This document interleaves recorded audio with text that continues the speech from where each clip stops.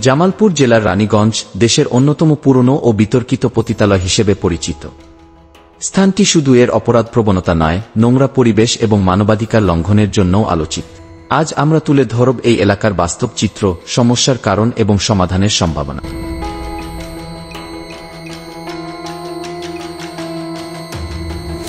Raniganj পতিতালয় British শাসনামলে গড়ে ওঠে বলে ধারণা করা হয়।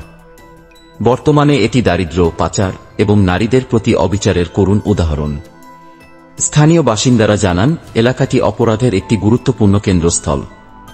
এখানে বসবাসরত নারীরা মূলত প্রতারণা ও পাচারের শিকার। এ জীবন থেকে মুক্তির উপায় না পেয়ে তারা দিন কাটাচ্ছেন চরম দুর্দশার মধ্যে। স্থানটি অত্যন্ত অস্বাস্থ্যকর।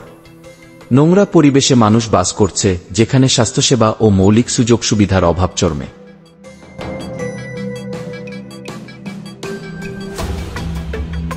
রানীগঞ্জ এলাকায় অপরাধের দৌরাত্ম্য এবং প্রশাসনের নিষ্ক্রিয়তা পরিস্থিতিকে আরও জটিল করে তুলেছে। বিশেষজ্ঞরা মনে করেন, দারিদ্র্য, শিক্ষার অভাব এবং প্রশাসনের ত্রুটিপূর্ণ নজরদারি এ সমস্যার মূল কারণ।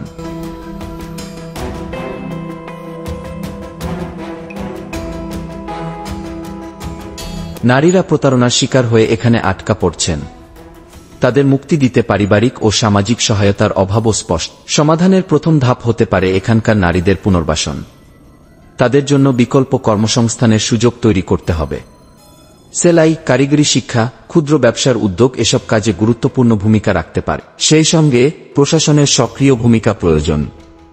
এই এলাকা পুরোপুরি বন্ধ করতে হলে প্রয়োজন কঠোর আইন শৃঙ্খলা রক্ষা এবং স্থানীয় জনগণের সঙ্গে সমন্বয়। পাশাপাশি এনজিও ও সামাজিক সংগঠনগুলোকে এগিয়ে আসতে হবে।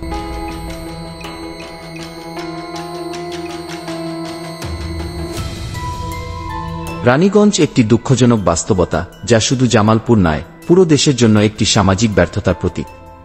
এটিকে শুধরাতে হলে দরকার সম্মিলিত প্রচেষ্টা, দায়িত্বশীলতা এবং টেকসই উদ্যোগ। এমন একটি জায়গার সমস্যা সমাধানে সরকার এবং সমাজের প্রতিটি স্তরের মানুষকে একসঙ্গে কাজ করতে হবে। রানীগঞ্জকে একদিন একটি সুন্দর ও নিরাপদ এলাকায় পরিণত করার স্বপ্ন এখনো বাস্তবায়নের অপেক্ষায়।